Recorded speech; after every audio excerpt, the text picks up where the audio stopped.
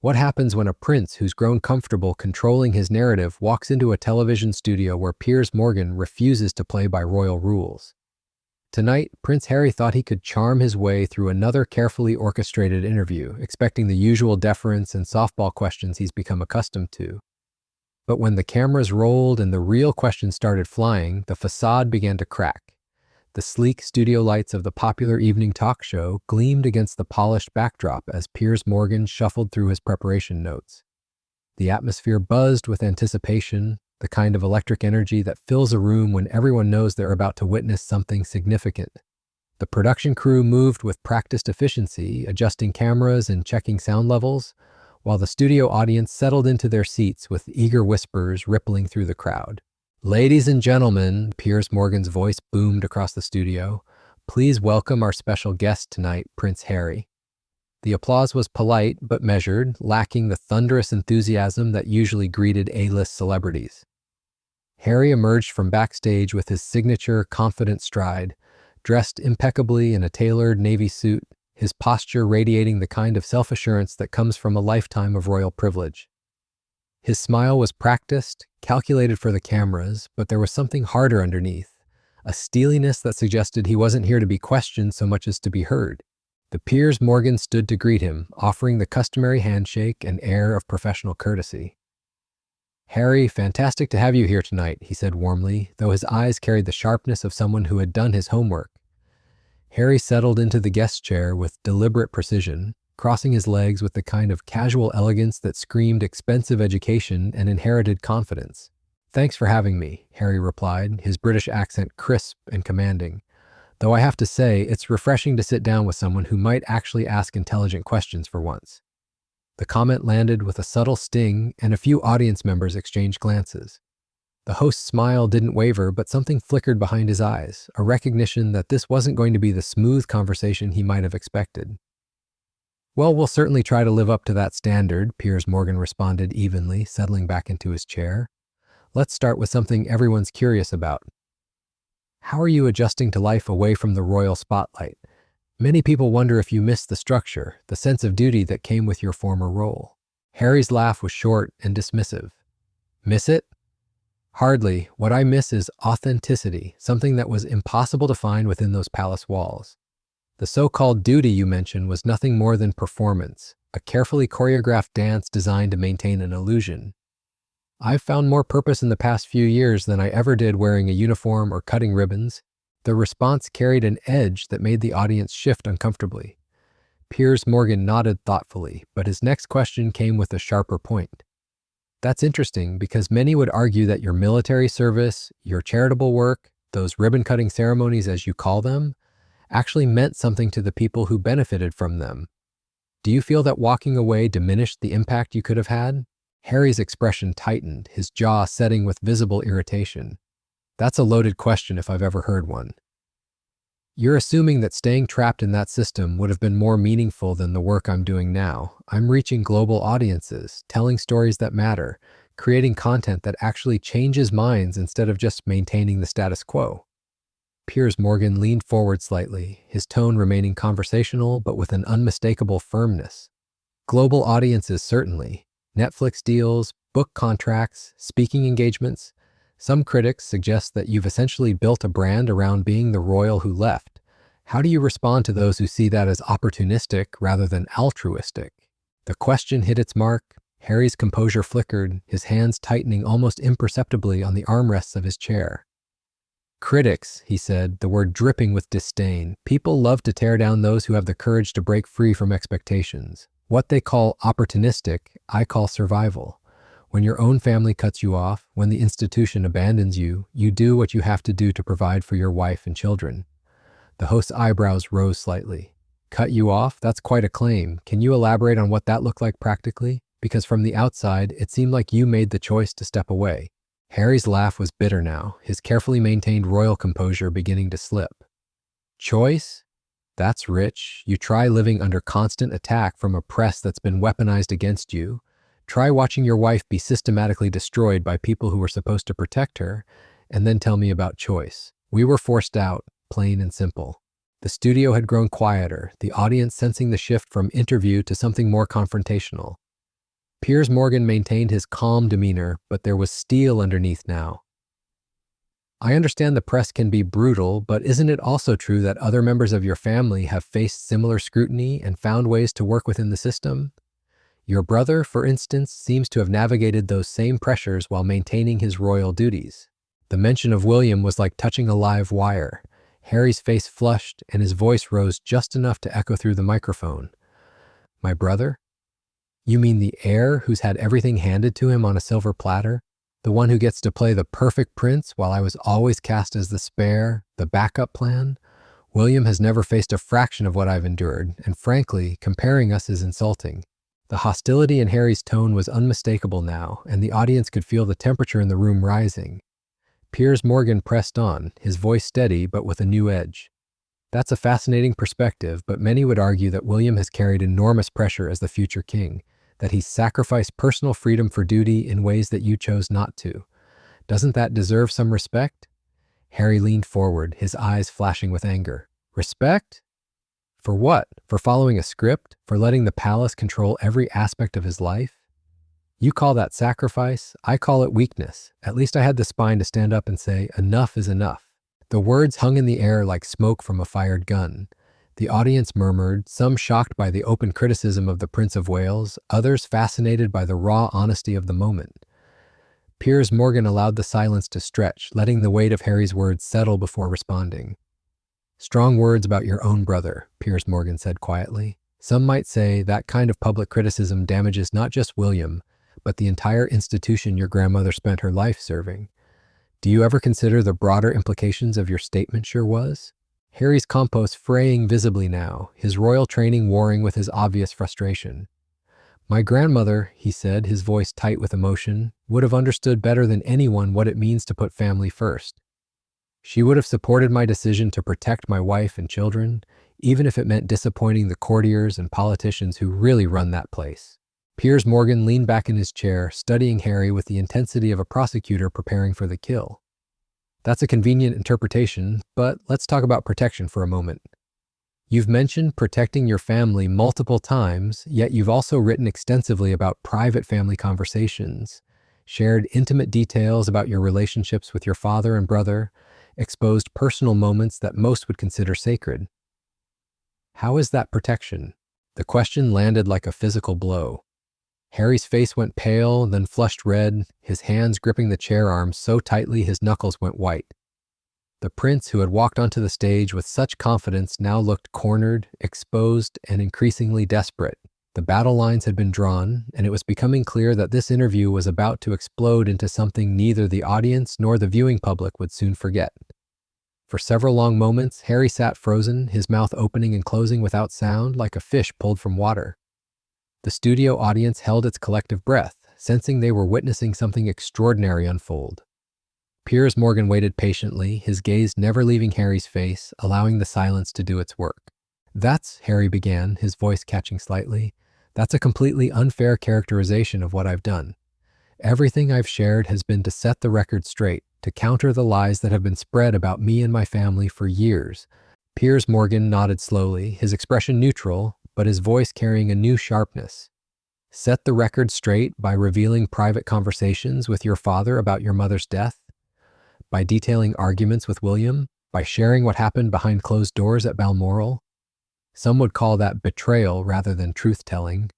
Harry's breathing became more visible, his chest rising and falling with increasing agitation. Betrayal? I'll tell you what betrayal looks like. Betrayal is watching your family throw you to the wolves to protect their precious reputation. Betrayal is being abandoned when you need support most. What I've done is survival, pure and simple. Piers Morgan leaned forward, his tone remaining conversational but with surgical precision. But Harry, you weren't thrown to any wolves. You were offered continued support, a role within the family structure, security, funding. You chose to reject all of that. How is that abandonment when you were the one who walked away? The question hit like a sledgehammer. Harry's carefully constructed narrative was crumbling in real time, and everyone in the studio could see it happening. His face contorted with frustration, his royal composure completely abandoned now. You don't understand, Harry snapped, his voice rising to near shouting levels. None of you understand what it's like to live in that fishbowl. to have every move scrutinized, every word twisted. The support you're talking about came with strings attached, conditions that would have destroyed my marriage and my sanity. The host's eyebrows rose slightly. Conditions like representing the crown with dignity? Like fulfilling the obligations that come with the privileges you've enjoyed your entire life. Those seem like reasonable expectations rather than oppressive conditions. Harry shot up from his chair, beginning to pace behind it like a caged animal. The cameras followed his movement as he gestured wildly with his hands.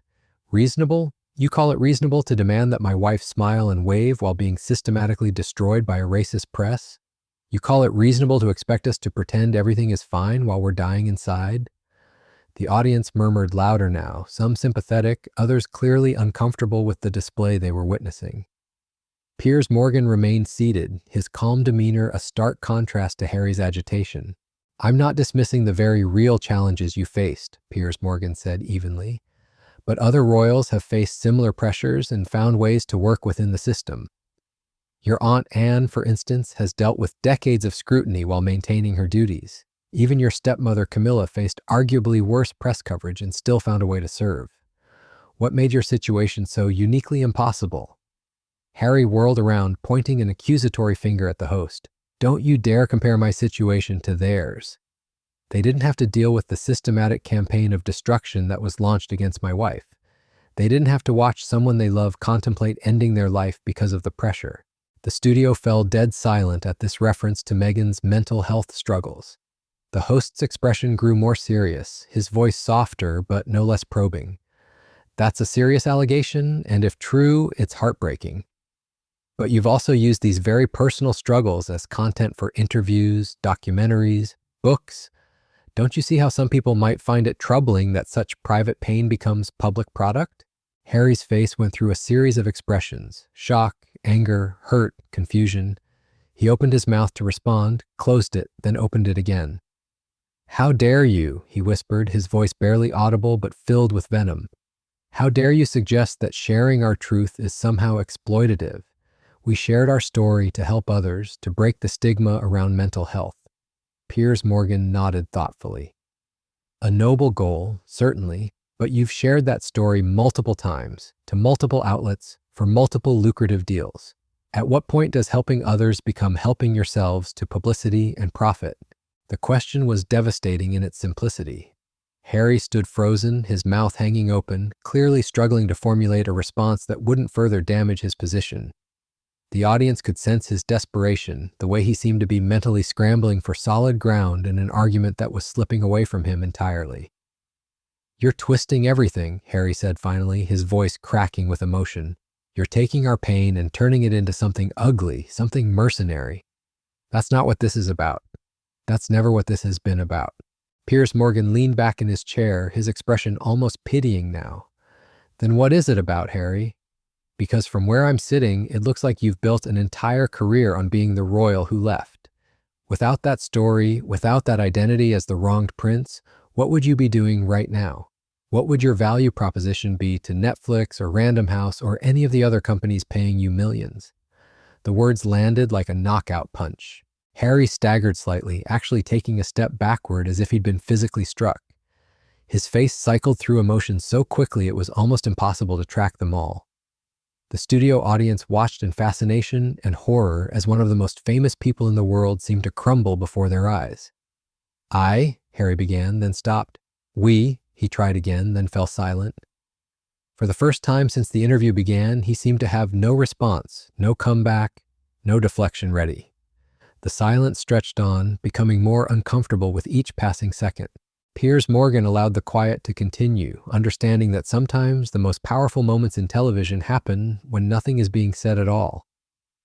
Harry stood there, his expensive suit suddenly looking like a costume, his confident posture replaced by something smaller, more vulnerable, more human. When he finally spoke, his voice was barely above a whisper. "You don't know what it's like," he said, the fight seeming to drain out of him. "None of you know what it's like to lose your mother, to have your entire life mapped out before you're old enough to understand what that means, to be constantly compared to a brother who can do no wrong while you can do no right."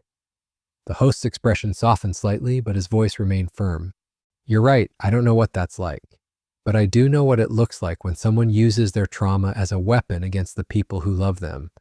And I know what it looks like when someone mistakes being a victim for being a hero." The words hit Harry like a physical blow. His head snapped up, his eyes wide with shock and hurt. For a moment, the mask of royal training and media coaching fell away completely, revealing something raw and broken underneath. The audience could see it, the cameras caught every second of it, and Piers Morgan knew he had pushed past every defense Harry had left. The silence that followed was suffocating. Harry stood motionless, his breathing shallow, his eyes darting between Piers Morgan and the cameras as if suddenly realizing where he was and what had just happened. The confident prince who had strutted onto the stage now looked like a man who had wandered into the wrong room and couldn't find the exit. Piers Morgan sat perfectly still, his hands folded calmly on the desk, watching Harry with the patience of someone who had just landed the decisive blow and was waiting to see how his opponent would react. The studio audience barely dared to breathe, sensing they were witnessing something that would be replayed and analyzed for years to come. Finally, Harry straightened his shoulders, attempting to recover some semblance of his earlier composure. But his voice, when it came, carried a tremor that hadn't been there before. "You know what?" he said, trying to inject authority back into his tone, but failing. "This is exactly what I expected." Another ambush disguised as journalism. The host's eyebrows lifted slightly. "An ambush?" "These are questions that any reasonable person might ask after listening to your public statements over the past few years. If they feel like attacks, perhaps that says more about the positions you've taken than the questions being asked." Harry's hands clenched into fists at his sides, his knuckles white with tension. "Reasonable questions?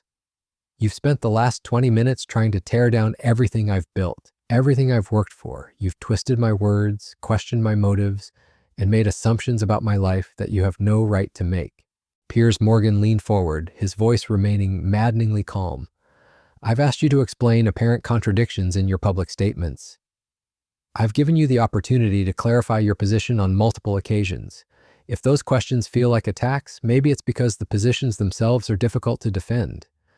Harry began pacing again, his movements more erratic now, less controlled. "Difficult to defend? My position is crystal clear. I chose my family over an institution. I chose love over duty. I chose freedom over a gilded cage. If that's difficult for you to understand, that's your problem, not mine." Piers Morgan nodded slowly. "Those are certainly compelling sound bites, Harry. But let's examine them for a moment. You chose your family over the institution, but you've spent years publicly criticizing the family members who stayed.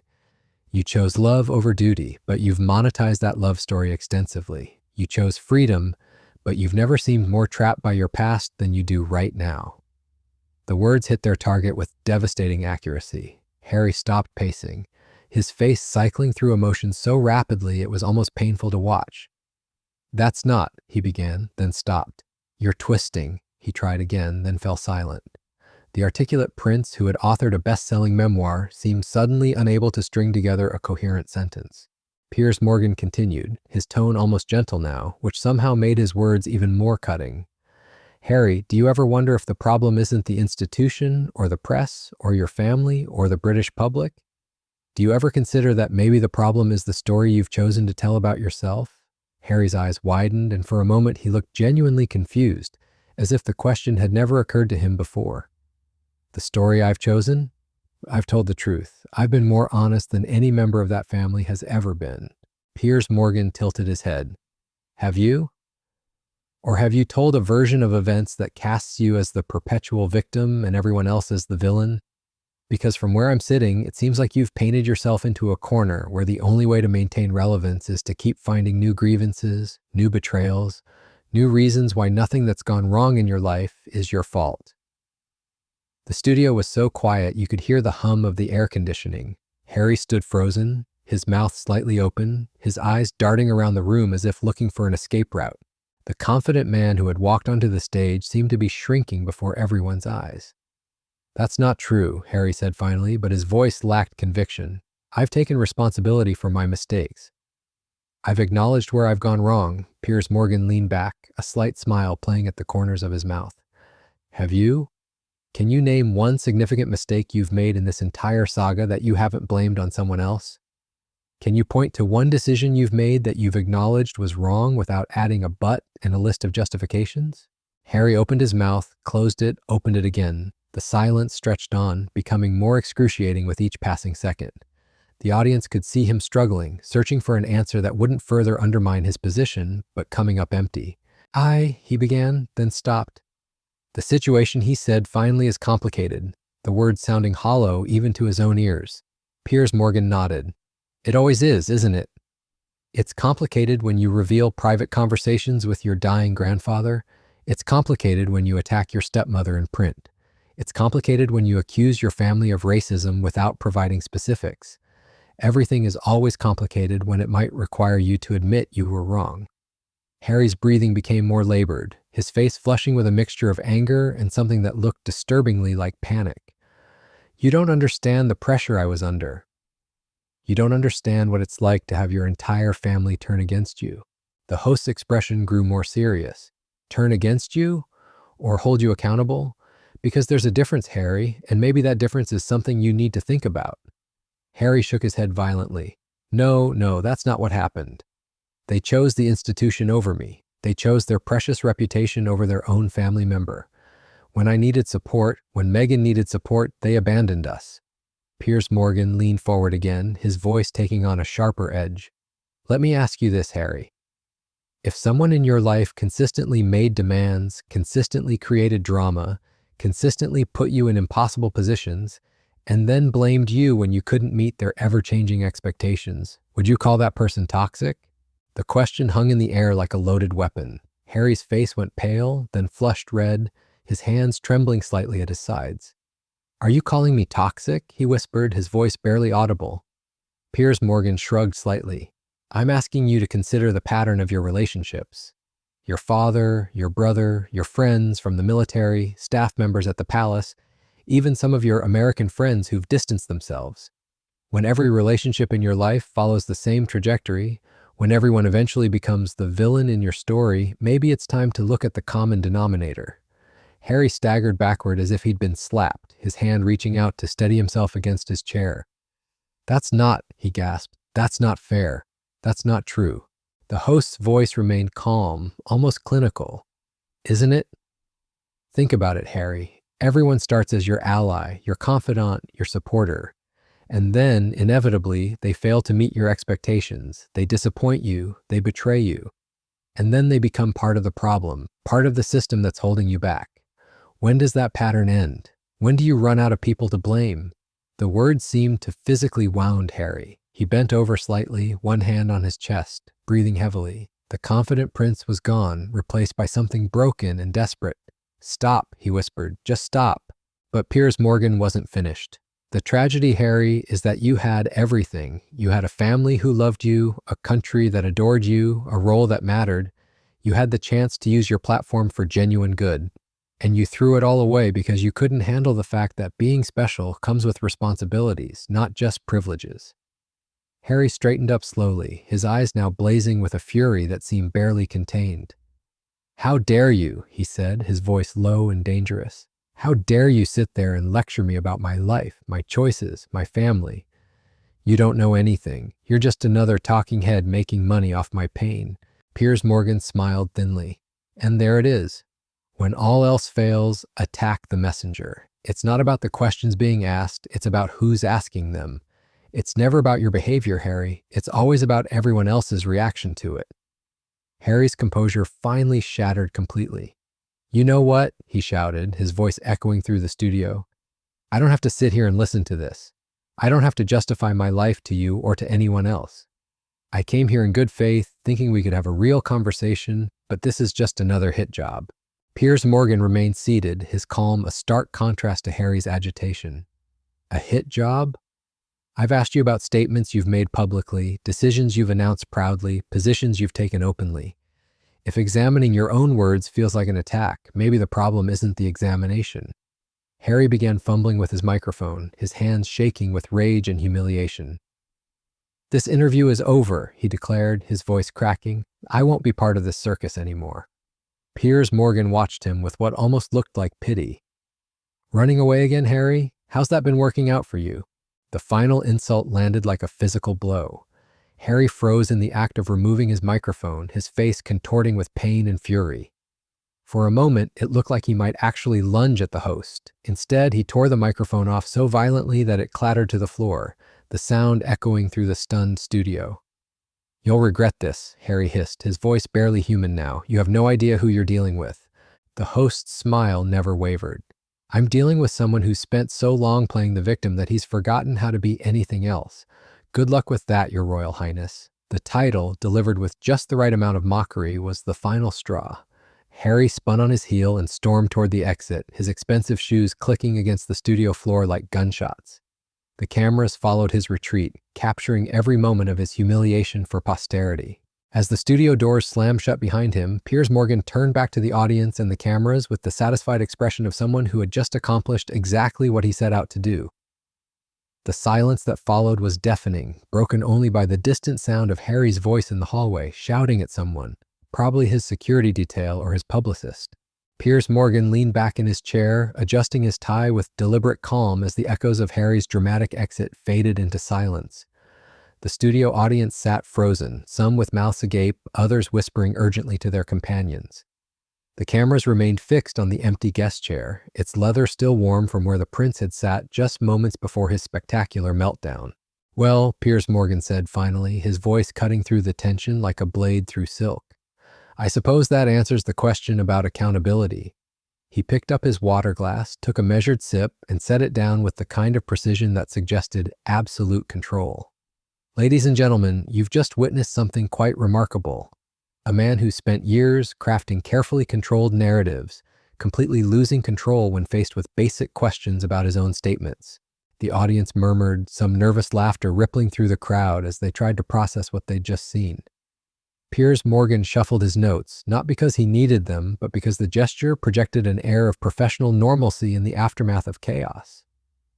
"You know," he continued, his tone conversational but sharp, "in 30, I've interviewed presidents during scandals, celebrities in crisis, politicians caught in lies, but I've rarely seen someone so completely unprepared to defend positions they've taken so publicly.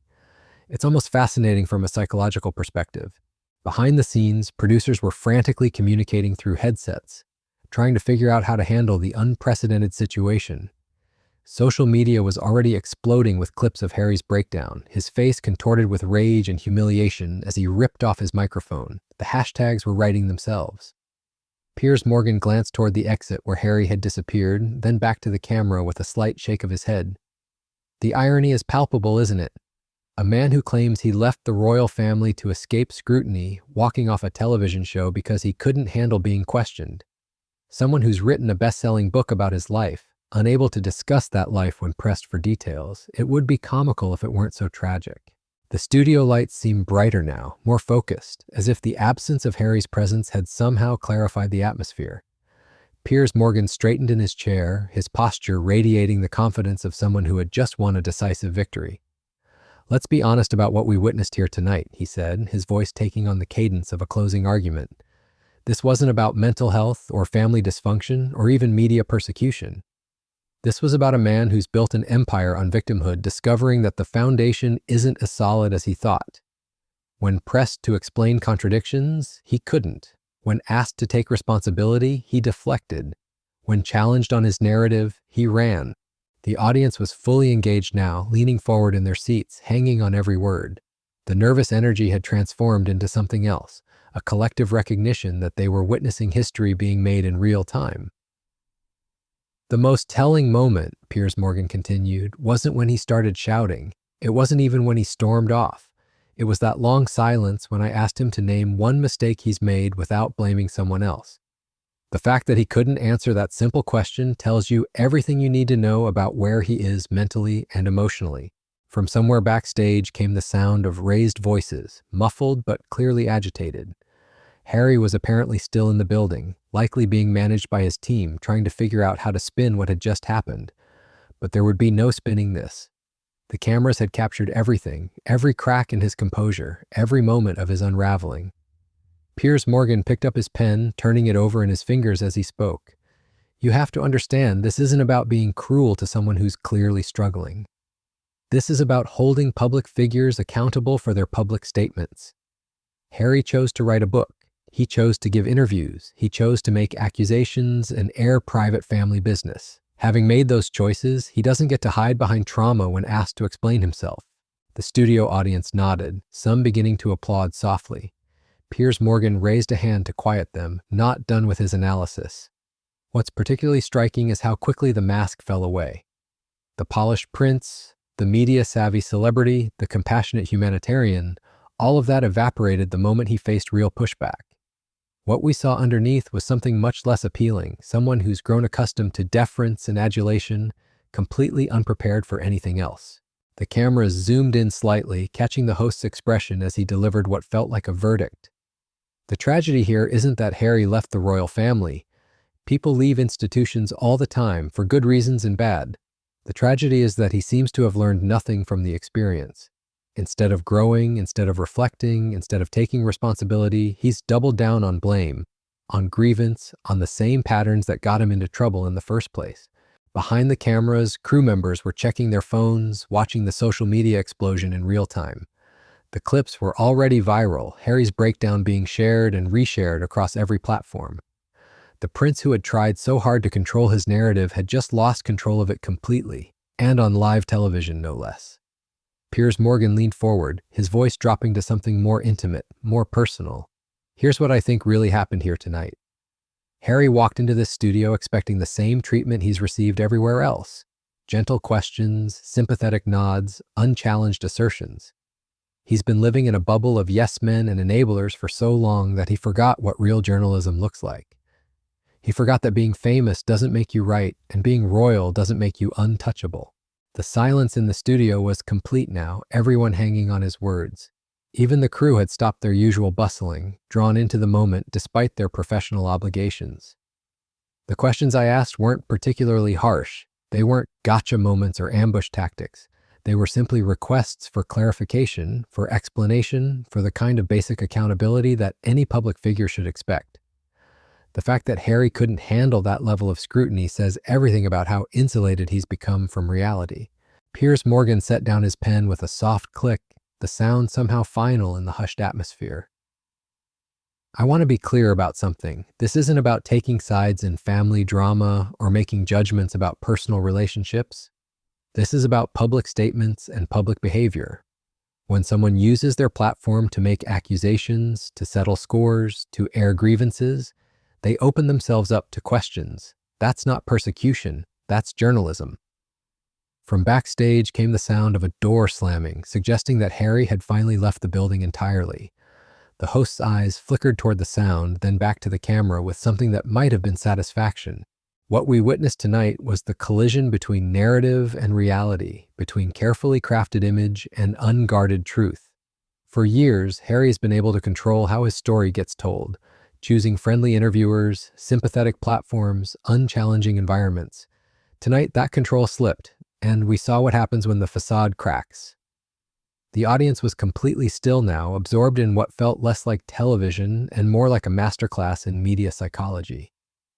Piers Morgan had transformed from interviewer to analyst, dissecting not just what had happened, but what it meant. The most damaging moment for Harry wasn't his anger or his shouting. It was his inability to engage with legitimate questions about his own choices. When someone can't defend positions they've taken publicly, when they resort to personal attacks and dramatic exits instead of reasoned responses, they've essentially conceded the argument. Piers Morgan paused, letting that sink in before continuing. This is what happens when privilege meets accountability, when someone who's lived their entire life with deference encounters genuine challenge. The result isn't pretty, but it's illuminating. It strips away the careful polish and reveals something much more raw underneath. The cameras pulled back slightly, capturing Piers Morgan in the context of the studio, the empty guest chair serving as a powerful visual reminder of what had just transpired. The lighting seemed different now, starker somehow, as if Harry's departure had changed the very atmosphere of the room. I suspect this won't be the last we hear about tonight's interview, Piers Morgan said, a slight smile playing at his lips. There will be statements from representatives, explanations about editing and context, attempts to reframe what happened here. But the cameras don't lie, and the audience saw what they saw. Sometimes the most revealing moments happen when people think they can't be revealed. The studio lights dimmed slightly as Piers Morgan straightened his notes one final time, his expression carrying the weight of what had just unfolded. The empty guest chair seemed to loom larger now, a stark reminder of the spectacular meltdown that had just played out before millions of viewers. "Ladies and gentlemen," he said, his voice calm but commanding, "what you've witnessed tonight will be dissected and debated for years to come. This wasn't just an interview gone wrong. This was the moment when carefully constructed narratives collided with uncomfortable truths, when privilege met accountability, and when someone who spent years controlling his story completely lost control of it."